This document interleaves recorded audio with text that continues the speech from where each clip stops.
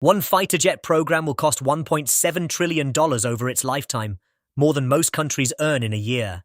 In 1961, a five-star general used his last speech as president to warn about something built at home.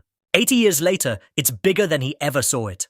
Every American war before 1945 ended the same way. Fight, then demobilize, industry converting back to peacetime production. World War II broke that pattern.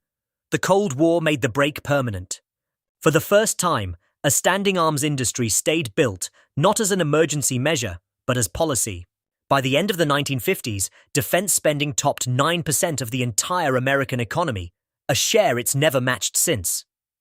That president, Dwight Eisenhower, used his farewell address to warn that this new military-industrial complex could quietly steer decisions that used to belong to elected leaders alone. He wasn't against a strong defense. He was against nobody watching it. Vietnam tested that warning within a decade. So did years of procurement scandals and a pattern investigators nicknamed the revolving door, officials cycling from the Pentagon straight into the contractors they used to oversee. None of it required a conspiracy.